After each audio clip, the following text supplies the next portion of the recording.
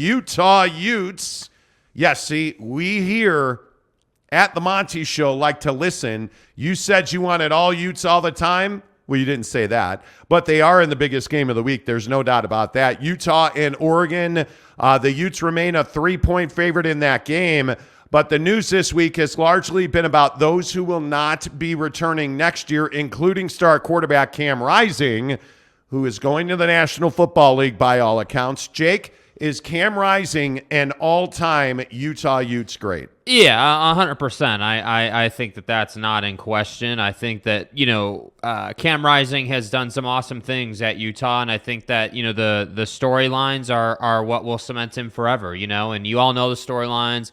We don't have to go back through them all, but I 100% believe that he is a Utah great and someone who will be remembered for a long time, and I think this conversation about winning and his ability and in how his ability translates to the next level is a really fascinating one, because I am somebody who has said repeatedly that I think Cam Rising is not a bona fide, starter in the NFL. However, I do think that he is someone who could be a really quality backup and someone who could easily spell a starter who suffered a major injury and is going to be on IR for 8 weeks, or he can be that bridge guy. And so I do think he'll get a chance in the NFL. I do think that he'll get an opportunity, but I wonder if the speed of the NFL will be a big problem for him, or how it translates for him, because there are a lot of times where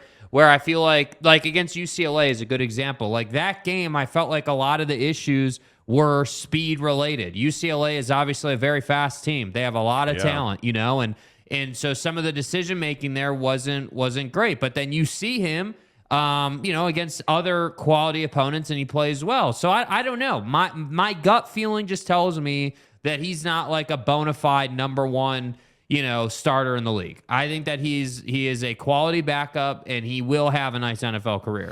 I actually think he's not one of the best quarterbacks ever. And some of this is going to be that his window is very small, right? He is going to play almost 2 full seasons. And obviously last year, quitter, noodle arm quarterback, got the start out of camp. But Cam Rising was the straw that stirred the drink here. I think we all recognize that. This year, it's been Cam's job full-time with the exception of the Washington State game. You feel like, though, that Cam Rising has been part of the biggest wins, the biggest games, some of the biggest moments in the history of Utah football. Perhaps not the biggest moments back in the, Brian Johnson, Alex Smith days, but you feel like the Rose Bowl. You feel like winning the first Pac-12 championship, which was done on his arm and Tavion Thomas's legs. You feel like Cam Rising has had some of the most impactful moments and played in some of the biggest games, but I don't think that he is Alex Smith. I don't think that he is a Scott Mitchell. Facts. I don't think that he's a Brian Johnson. I think Cam Rising has been a very good quarterback for Utah, Jake, but I don't think he's one of the best ever. I really don't. Yeah, I guess, for me, so that's a really interesting point you make, and I think it's really important to take into account when we ask if he's one of the best quarterbacks or one of the best players Utah has ever seen.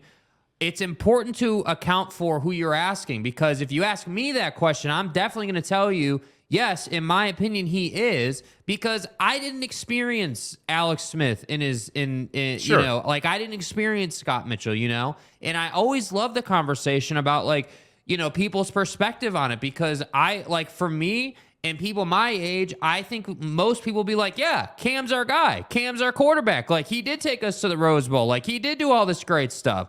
But then if you ask someone who's been a Utah fan for, 2 decades, and they know those names and they watch those names and they experience the good, the bad, and the ugly, they're probably going to say, yeah, Alex Smith was better. And admittedly, Alex Smith did have a better career at Utah. I think we can all agree on that. But you kind of see what I'm getting at here. And I think in the college world, that dynamic is alive and well every single year, because guys are only here for, in Cam's case, 2 years. Right, but I also think that we tend to easily forget the legends of the past because of what's happening right in front of us.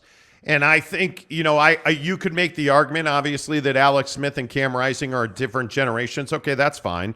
I look at Travis Wilson. I think Travis Wilson was a strictly average quarterback. I look at Cam Rising. I think Cam Rising is a far better quarterback than Travis Wilson. But I also think that he's on par. I think he's a better thrower of the football than Brian Johnson is.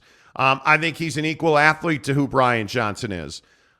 I just think that emotionally, a lot of Utah fans will hang on to Brian Johnson over Cam Rising. And I'm telling you that when I look back and looking at some of the comments that are coming in, I mean, I think he's a better quarterback than a Brett Ratliff. I think he's a better quarterback. If I look at some of the numbers, like total career touchdowns, he's not going to get anywhere near Scott Mitchell. But Scott Mitchell also played 3 full seasons and was arguably and statistically the best quarterback in the history of Utah football. Right. But I think one of the things and why I wanted to bring this up today is I think we need to appreciate Cam Rising's contribution to this program. Yeah. Because I think Cam has largely held this program together through some very difficult times. And I think Cam, when you go through what Cam went through last year, and you, in my opinion, won the job out of camp and it still wasn't given to you, and then quitter quarterback melts down, I think it's huge that you can see that Cam persevered through that, and that's why he is so beloved by his teammates. Some shit happened. Yeah, I think you have to appreciate who Cam Rising is and what he's been through in his college journey, and I certainly think that this is an incredible moment in time for him. And yeah, I do think he should go to the NFL. And I do think he's going. And he did participate in senior day activities. And Cam Rising deserves every opportunity. And I think the other thing you have to remember is guys like Devon Bailey and Cam Rising are not 20-year-old kids. Right.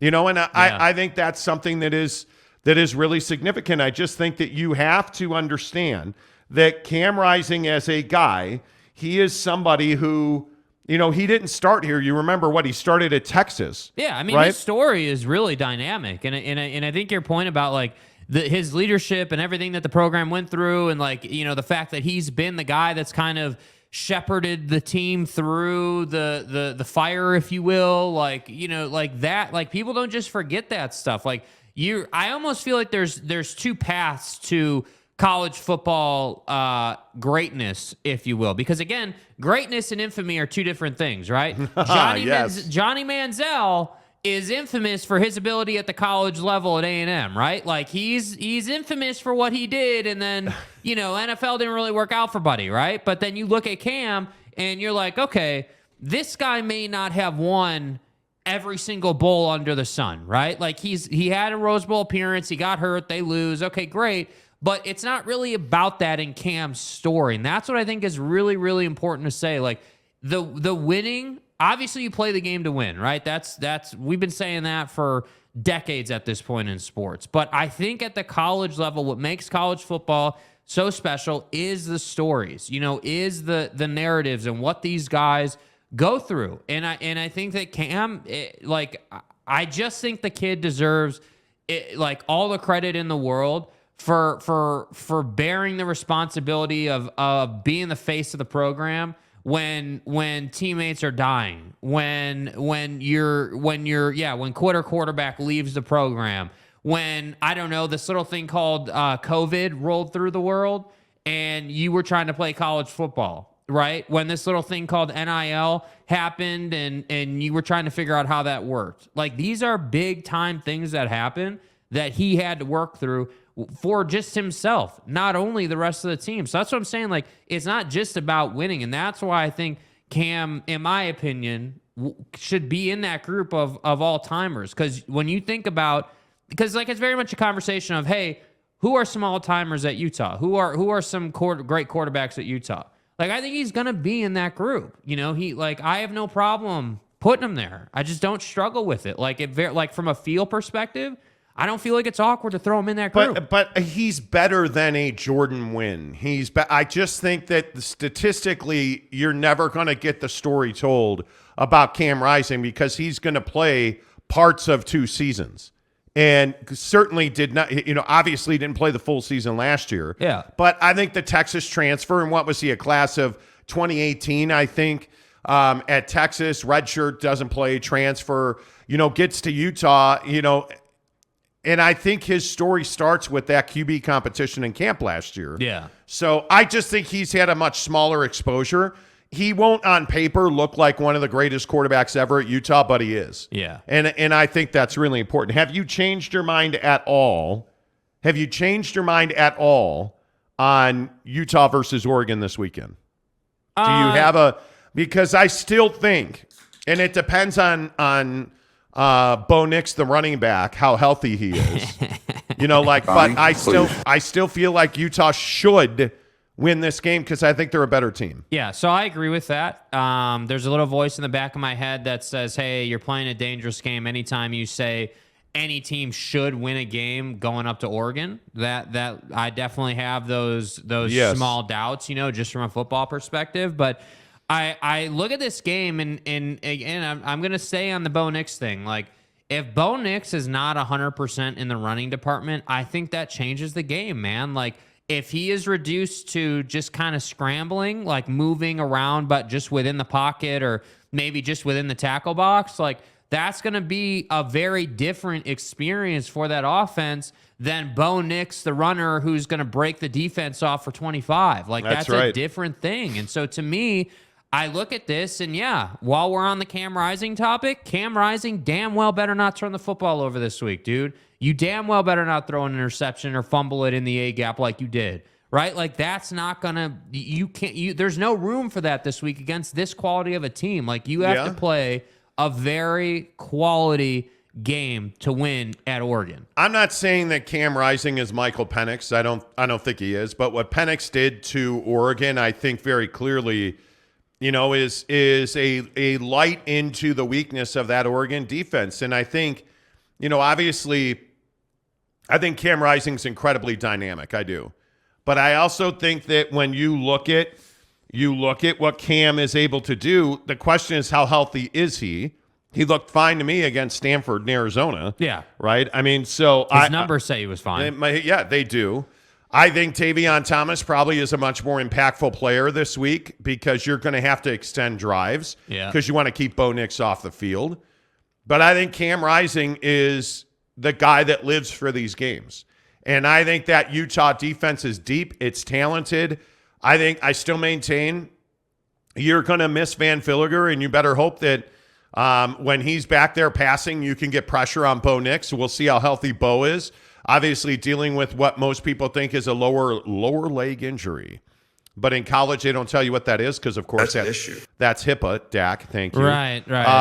And so we'll see how healthy Bo Nix is. I think that's HIPAA. Yeah, but I'm still going to lean towards Utah because I think Utah's defense is very good. I think Cam Rising lives for these games. And I think, again, Devon Bailey is a guy that's going to have a big game or you're not going to win. Yeah. Well, and I think that, that point about like, hey, Cam lives for these games. Kyle Whittingham lives for these games too, Like I think the coaching staff at Utah, is just notorious for having those guys ready. Like like they just do. And I look at the big games they've played over the last couple of seasons with this core group, and I just simply say like there's never been one where I'm like, damn, like they just got lit up. Like BYU went to Oregon and got lit. I've never said that about Utah. That doesn't happen in Utah. And so to me, I'm very comfortable saying that Utah is very much in this game. I think the point you've been making the last couple of shows about like, winning the middle eight as they call it, right? The last 4 minutes of the first half and that first 4 minutes coming out in the second half, like that's real. And I think it's more real for the road team in any scenario. Like it is a big deal if you can possess the football a ton in the first half and really control the game. That will really help you later down the road because then you don't have these huge momentum swings, which I think Oregon feeds off of that at home. Hey, we got this big play and we, like that really just juices the stadium. And now, Utah is going to be reeling. Like you can't have that situation, which is why I'm so steadfast on don't turn the football over. Don't make the silly mistake. Like don't give them extra opportunities. Don't feed into that. Play your game. And you will be fine. Like you're totally right. If Tavion has another Tavion type performance, they're going to be just fine. It'd be great if he could run for 120. I mean, that Oregon defense isn't superb. I mean, Utah is clearly, in my opinion, the best defense in the Pac-12. I think we know that.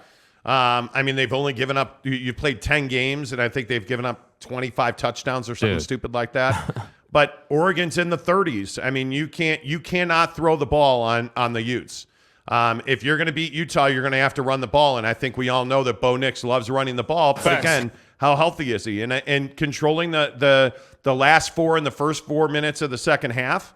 You know, if you control the last 4 minutes of the first half and the first 4 minutes of the second half, in my opinion, I have always been and I will always be a guy that believes in deferring the kickoff to the second half because I think it gives you a tremendous advantage, especially if you can win the last 4 minutes of the first half. I think you have to do that. I think when you look at the situations where you have Tavion playing his style and stylistically and his ability, playing up to those abilities, they're going to win the football game. Yeah.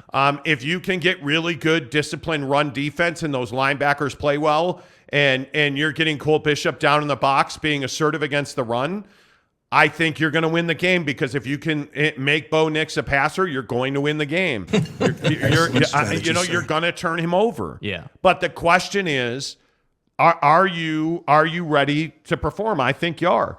All right, let's get some of your thoughts in here this morning. Neville93, first one in. Good morning, Neville. Good to see you. Mike Chase says, morning, fellas. No, I don't think Cam Rising is an NFL-style quarterback. I mean, mentally, he can play the game.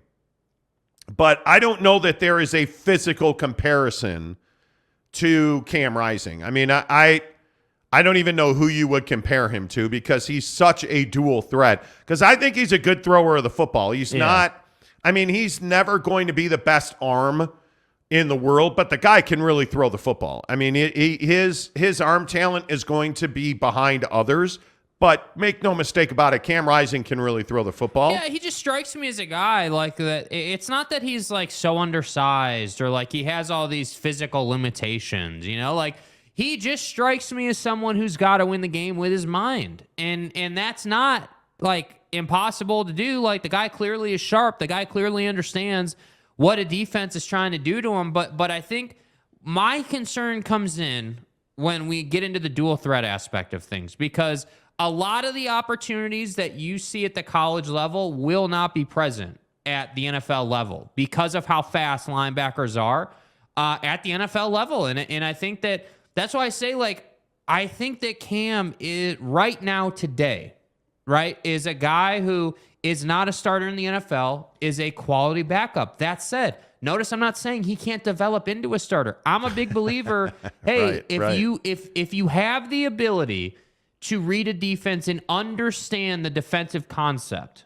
right? Because the league very much has two kind of quarterbacks, right? Mentally speaking, right? This is not a physical conversation. Mentally speaking, you have two types. You have the guy who can read the defense, who understands where the pressure's coming from, is going to make the adjustments in protection, and then is going to play the game. Maybe he doesn't have the strongest arm, right? But he's really sharp mentally. And then you have the guy who isn't as sharp mentally, right? Doesn't always understand where the pressure's coming from, but has a cannon, right? Has physical gifts that allow him to overcome that. So to me, physically, Cam falls somewhere in the middle because he can run and he does have a good enough arm, but it's not a cannon, right? So it's like this kind of like B+ sort of A- thing where you're like sort of in the middle.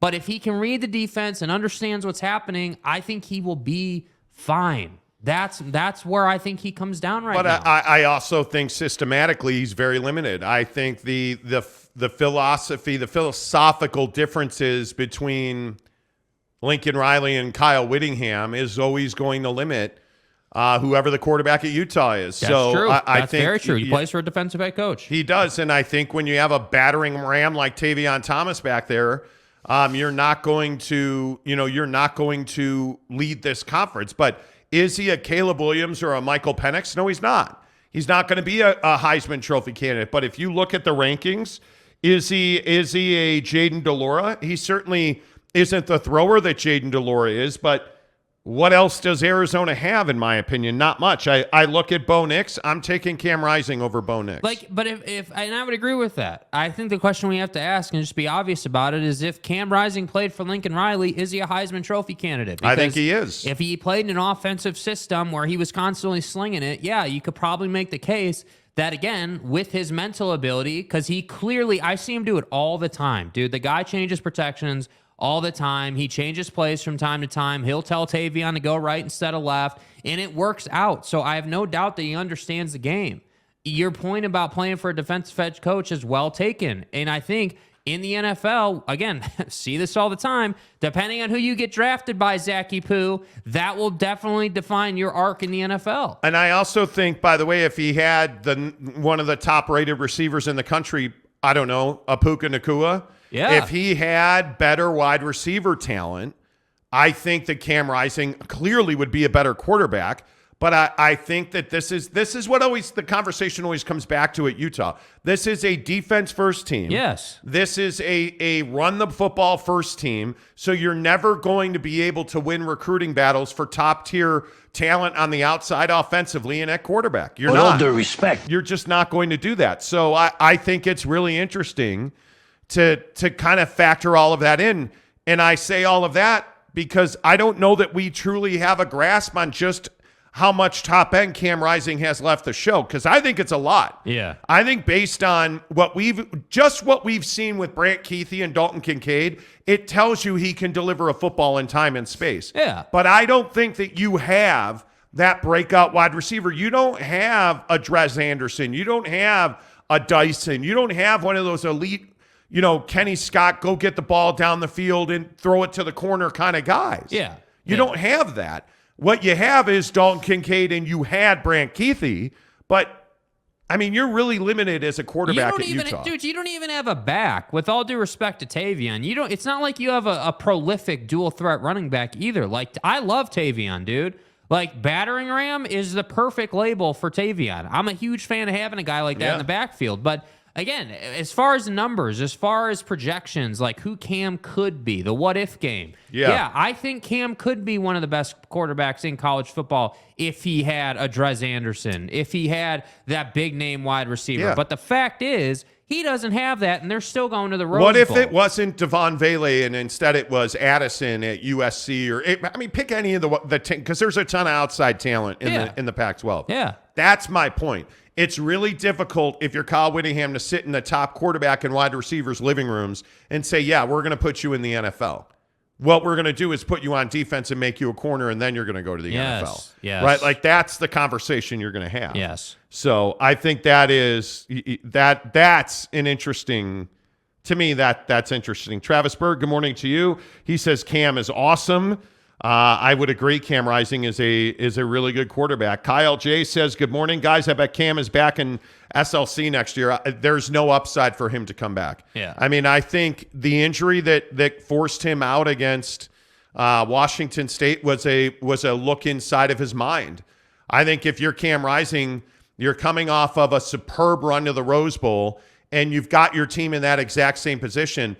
My man, if he goes to Oregon and wins, there's no reason for him to come back to Utah. Nah, you got to ride that momentum, dude. I mean, you've beaten USC, UCLA, like you've won all those games. Now you've won a conference championship. Now you've been to the Rose Bowl. Now you're in position to win another conference championship and go to another Rose Bowl. That's what I'm saying. The guy's Why would you come back, dude? The guy's accomplished a ton, man. Like you're exactly right when you say like, hey, he's not going to have the stats that some of the Utah greats have because he only would have been here for 2 years. But in those 2 years, what did the guy do? And in those 2 years, what did he have to deal with? A lot. That's right. And a lot, right? Like he's done a lot in his 2 seasons. And I think that timing, especially when you play at Utah as a quarterback or even an offensive player, right? The timing with which you go to the draft is crucial because yes, if you do beat Oregon Saturday, you got to go to the NFL draft. That's not even a conversation. That is the correct decision. I don't think there's any question that you have to find a way, and this is just my opinion, that you have to find a way to absolutely get yourself as high in the draft as a quarterback as possible. If you are drafted in the first 2 rounds, you are going to make significantly more money than you would being a 6th round pick. Now, here's the problem: is Cam Rising a first or second round pick? He's probably not. And I would ask the question: is Cam Rising an NFL draft pick? Yes. I don't know. I mean, I think he's a late round pick, and he's a guy that earns his spot in camp. He is going to have the tougher road.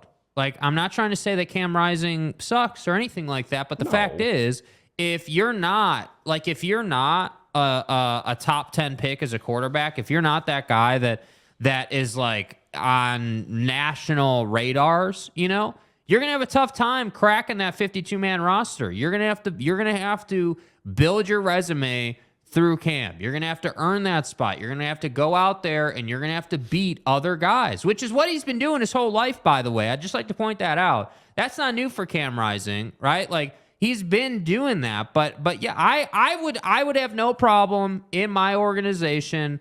A lot of factors at play, but just generally speaking, I'd have no problem drafting him. I think the bigger issue is, where does he rank in the conference? Because is he a Tanner McKee at Stanford?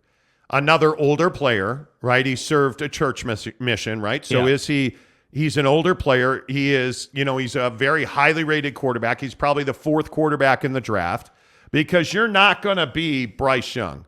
You're not going to be C.J. Stroud. You're not going to be Will Levis at Kentucky. That's just not who Cam Rising is. Not at least to talent evaluators. Yeah. He's not going to be that guy. But is he a Hendon Hooker at Tennessee? I don't know. He's probably not. He's probably not looked at as the athlete is. Like, he's a guy and again, this is just my opinion. Yeah. He's a guy who's got to have a massive combine. Yeah. He's a guy who's got to go to Indianapolis and he's got to really perform. But if I look at the quarterback rankings, he's never going to be a CJ Stroud. Yeah. And we've talked about this before. He's never going to be Bryce Young, who I think is the best NFL prospect in the draft. What is Cam's physical specs? Because Stroud is 6'3", like 230 or whatever that just said. Like, what is Cam Rising? So on the right there, 6'2", 220. So I mean, it's not like he's a small guy. No, he's a huge guy for a quarterback. He's got good size, and that's what I'm saying. I think that not every I know for a fact NFL talent evaluators and really NFL GMs, right? Because talent evaluators are just the guy that are filling out a piece of paper telling you who the guy is, right? It's not their job to have an opinion. Their job is to say, okay, can this guy throw it 70 yards or can he throw it 20 yards, right? Like, that's their job. The GM of any given team has to decide, how does this guy fit into our system? And that, to me, may be the biggest challenge Cam faces, because everyone knows the guy can win games. Everyone knows he's got size. And I, in my opinion, think that everyone knows that mentally he is sharp and knows the game. But, I mean, the elephant in the room is he the best quarterback in the state when it comes to the NFL draft? Yeah, well, that's not a conversation Cam Rising wants to have. Yeah, because I don't think it is. I honestly, I don't think he is the best I don't think he's better than Jaren Hall. And I think NFL talent evaluators will look at Jaren Hall and they will tell you that Jaren Hall's a better pro prospect. That's my opinion. Yeah. And I've talked to a ton of football guys and nobody disagrees with me on that. Jaren Hall, simply put, a better NFL prospect. Yeah. Is he a better quarterback? I don't know. I don't think we've seen that, because I think we've seen Cam Rising playing in games that are of far more consequence than any game that BYU's played in the last 2 years. Yeah. And I think that's a huge issue. I also think when you look at what Zach Epu's done with the Jets, I think that has an impact. We're starting to see Zach Wilson win games with the Jets. So if Zach had been a complete bust, I think that hurts Jaren Hall. Yes. But my point is, I think if you asked an NFL scout, who would you rather have, Jaren Hall or Cam Rising? He's going to take Jaren Hall every time, because Jaren Hall is a really superior thrower of the football. I mean, a really good thrower of the football. The John Beck coaching that happened with Jaren Hall has changed him into an elite NFL prospect. I think I could make an argument that Jaren Hall is a top 5 prospect in the NFL draft for quarterbacks. Yeah. I think I could make an argument. On Monty's big board, on Uncle Monty's big board, Bryce Young's going to be the first guy off the board. Yeah. I love the guy. I love his poise. I love that he loves finishing games. He'll play hurt. He plays with heart. He plays with tenacity. I love everything about him. I think C.J. Stroud at Ohio State is vastly overrated. excuse me. I think C.J. Stroud at The Ohio State is vastly overrated because I think his level of competition has not been what Bryce Young has seen. But Yeah. I mean, you look at most of the names on people's big boards. Look how high KJ Jefferson at Arkansas is. Yeah. I mean, And he's had a career, like as far as his college, like. But he's also 6'3", 700 pounds. He is a massive human being. Yeah. But is that a guy that you're taking over a Jaron Hall, or is that a guy that you're taking over if you look at, I don't know, Tyler Van Dyke at Miami is a really good example. Because I think Tyler Van Dyke should be Van Dyke's a big boy. He should be a top 5 prospect. He's a big dude. In the NFL draft for quarterbacks. Yeah. He's not. And why isn't he? Because he plays at flipping Miami. Yeah, I think that NFL talent evaluators obviously understand that there are gems outside of the SEC, right? Like everybody knows that. And I think that, the Jaron thing, I just don't think is a conversation. He's a better NFL prospect. I would agree. And I don't think that, I'm not really in the mood for a Utah fan getting all pissed off that we said that. Like, Too late. Like, you know what I mean? Like, it's reality, NFL. Like, it's very clear what you need to be an NFL prospect, like a high-end starter material But look guy. at Penix at Washington. Yeah. Didn't he come from Purdue or somewhere? Indiana, I think. Indiana. Sure. He plays, Midwest boy eating those steak and potatoes. but he plays 4 years at Indiana. Yeah. And sputters. Yeah. Because, well, it's Indiana. Right. Because it's garbage. He goes to Washington, and now he's throwing and you should look up Michael Penix Jr.'s stats real quick. Yeah. But I know he's got 20 touchdowns. Like he's elevated his game, and he's a dual threat quarterback who can now say, hey, I knew at Indiana I wasn't an NFL draft pick. I know now that I transferred to the Pac-12, went to Washington, and I went to Autzen Stadium, and I beat Oregon by myself because Washington doesn't win that game without Penix, who I'm pretty sure has over 20 passing touchdowns this year. Yeah, what are his numbers? So his numbers, he's 286 for 426, so 286 completions out of 426 attempts, 67% completion percentage, 3,600 yards, 8.5 yards per attempt, 25 touchdowns, 6 interceptions. There you go. I mean, he 25 touchdowns against 6 interceptions in a league that's gotten much better defensively. Yeah. That's what I'm talking about when I say growth. I look at a guy like Jaron Hall. Jaron Hall, after last season, knew 2 things. I got to stay healthy, and I've got to be a better thrower of the football. I've got to win games from the pocket. Yeah, and right? I think this is another important point, just not to get too deep into the stats, but this is kind of what we were talking about with, how like Cam plays for a defensive-minded head coach and Kyle Whittingham. I think the Penix stats really kind of paint that picture really well. So you were totally right, nail on the head. He played at Indiana for 4 seasons, right? And his best season from an attempt standpoint at Indiana was 2020, when oddly enough he had 220 passing attempts at Indiana the whole season. At Washington, double that, 426 attempts, right? So you look at that and you say, okay, in 2020, on those 220 attempts, he had a 56% completion percentage. He had 1,600 yards, 14 TDs, 4 interceptions, and his long pass attempt the whole year was 68 yards. Okay, let's step into the real world at Washington, right? 426 attempts, 67% completion, right? 3,600 yards and as long as 84 yards. So you can clearly see with more attempts, more shots downfield, better wide receiver talent, right? You're going to put up better numbers. So with Cam, and really, you see this with Jaron, you see that, hey, there's more shots down the field with BYU. There's more opportunities because it's Puka. And when it's not Puka, what happened to Jaron? And I do think this needs to be talked about. No Puka, like way less talent. Jaron had to work much harder, and he made throws, but he just didn't look as good. And it's not an indictment on guys to say, hey, if you got a better catcher of the football, you're going to complete more passes. I know that's rocket science, right? And by the way, Penix has only been sacked 5 times. And so better protection, better talent, better health, conference, stays healthier, doesn't take those hits. Yeah. Anyway, my point is Cam Rising is going to be a serviceable NFL quarterback. Yeah. And I think he's exactly right for leaving now when he's leaving. David Lee says, good morning, sirs. Good morning. What's up, Teddy Wayman? Good to see you. Strange Cloud says, what happened to all the BYU fanboys that used to litter the chat? Okay. Provo Cougar fan, a BYU fanboy that's littering. Says, will Conover finally see action against Utah Tech? How many points before Satake lets him play? You better hope. And again, how nice is Kalani Satake? Are we putting up 70 on Utah Tech? No. Are we going to put up maybe 50. Are we going to be Utah destroying Idaho? No. Are we going to be BYU being like, oh, good job, buddy. Hey, nice job.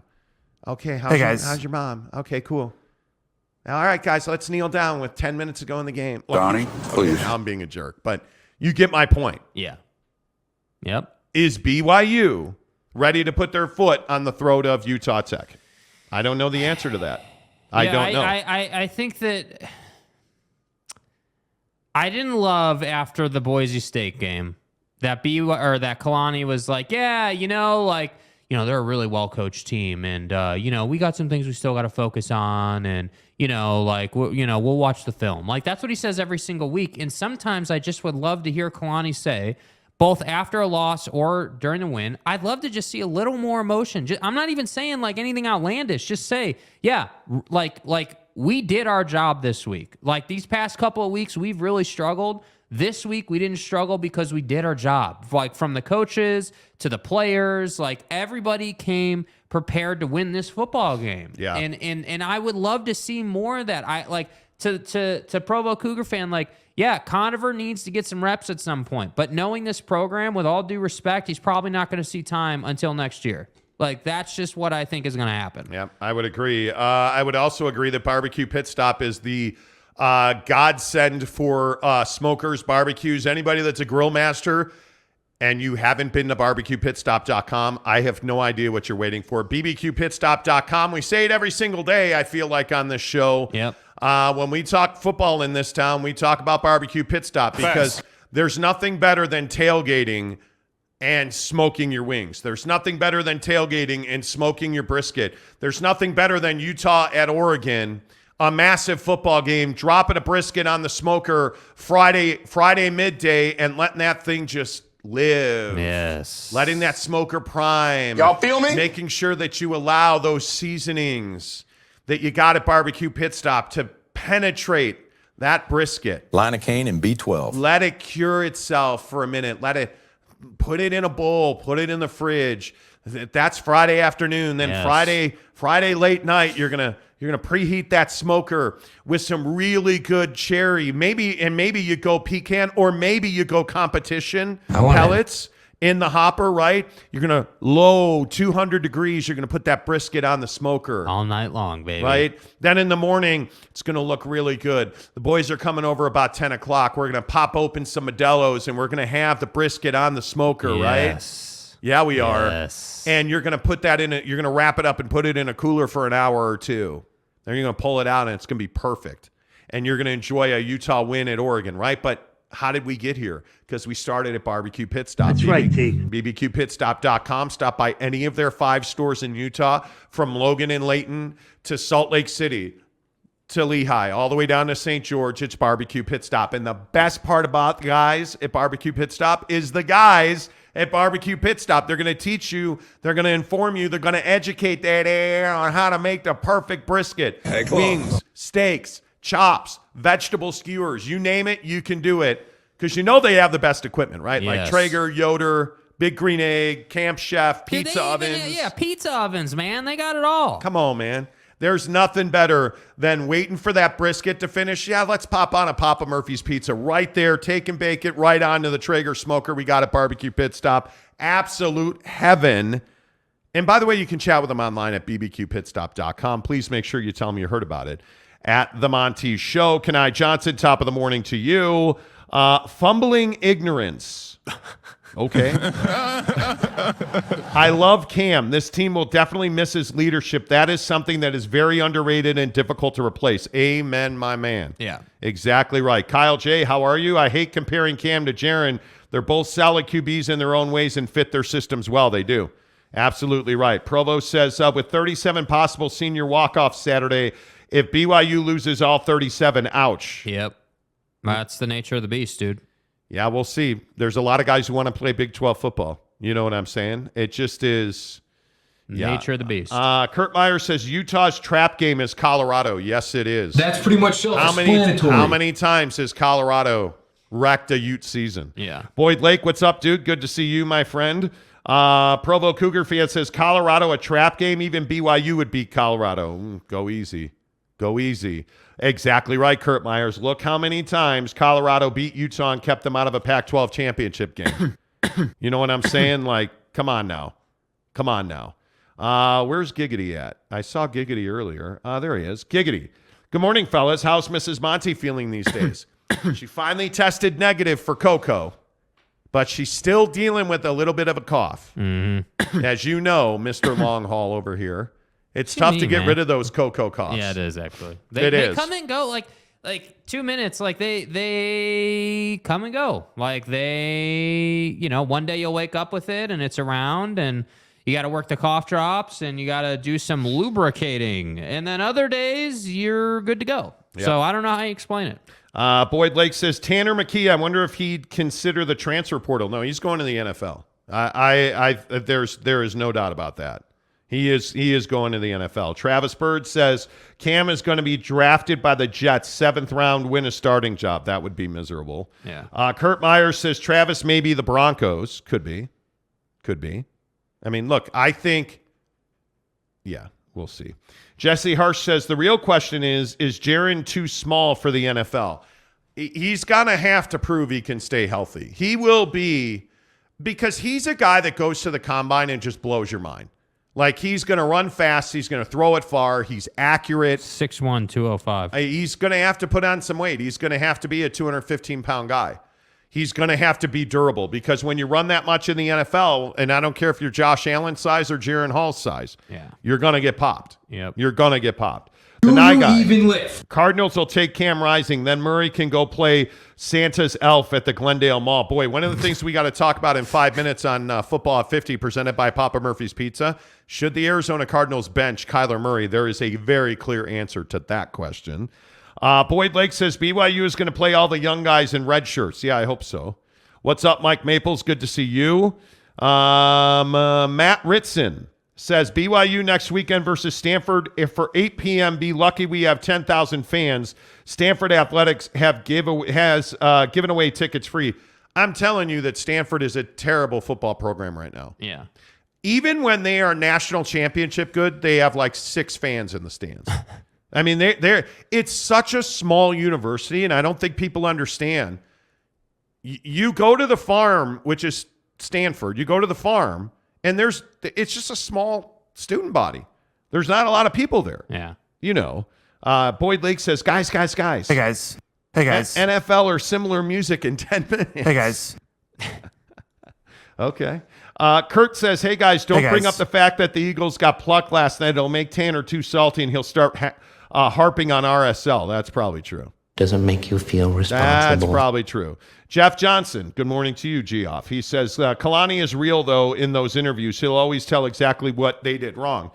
Yeah, but at some point, we got to stop talking about what they did wrong and start doing things right. Yeah. At some point. And that's what's not happening. And again, I'm just asking, when is the BYU football program going to start training specifically by position and start training to be a great defensive lineman, which is not the same training as a corner? When are we going to get that at BYU? Because the injury stuff is not a coincidence anymore. It's systematic. Yeah. That's the issue. It is systematic. And you've got to wear that if you're Kalani Sitake. And I like that he's honest, but I think he may be too nice. That's the thing that I worry about most. He may just be too nice. Boyd Lake says, Jared is about the same size as Danger Russ Wilson. Let's not say that out loud. Let's not say that out loud. Because I still maintain that he is, not good. Jaron Eccles, good morning to you with the Dolphins logo now. Mm-hmm. Jaron. What's your opinion on the end of the Washington-Philly game last night? That was embarrassing. Jake is fired up about that. Yeah, he's gonna 3 minutes. He's going to want to vent on that. Yeah, at 3 Football minutes. At 50. Yeah. I have no idea what they were thinking. Honestly, I don't know. The Nye Guy says, as a huge throbbing Cardinal fan. I'm sorry. Did you just say the word throbbing? You know, Nye Guy, you've listened to the show for a long time. You know this is a family show. Yeah, PG-13. Oh my God, just like that. Oh. Really? Throbbing. Like, come on, dude. Yes. Giggity says, throbbing Cardinal fan, Nye Guy? Really? Exactly. Number 17, San Diego State at Stanford tonight in men's basketball. Okay, well, you give us a full game recap tomorrow, okay? Hey guys. Jesse Harsh says, hey, if you guys ever need music copyright lawyer, call me in 2 years when I pass the bar. Jesse, we're with you on that. Me? Jaron Eccles says, I've been waiting all night for football at 50 bop at 6:50. Exactly right. Right. You know. Mike Maples, Tanner is probably still using the soaker to forget last night. I mean, smoker. See what these. Again, I'm going to say this every time. I didn't start the soaker comments. I told Tanner in a public setting on Twitter with my unverified account, so you don't know if it's me apparently, that I didn't start the soaking stuff. So look in the camera and apologize. I'm not apologizing to anybody. I'm not doing it, and I didn't start the soaking stuff. And that's not. The comment section is the comment section on this show. As the saying goes, it is what it is, right? Like, I don't know what you want me to say to that. I'm telling you right now, Jake, your attitude is not good. And when you start a trend like soaking on this show, as you did, I think you just need to wear that. That's right, T. Actually, Tanner started it. The Nye Guy said Tanner was so upset that he sipped a coffee and got wild. Oh, wow. Come on now. That's cold-blooded, bro. Mike Maple says, need that Papa Murphy's comfort food. That's right. I gotta tell you, if you're doing a football day, you're gonna start with a Papa Murphy's pizza or 7, and you're gonna end with a brisket or wings.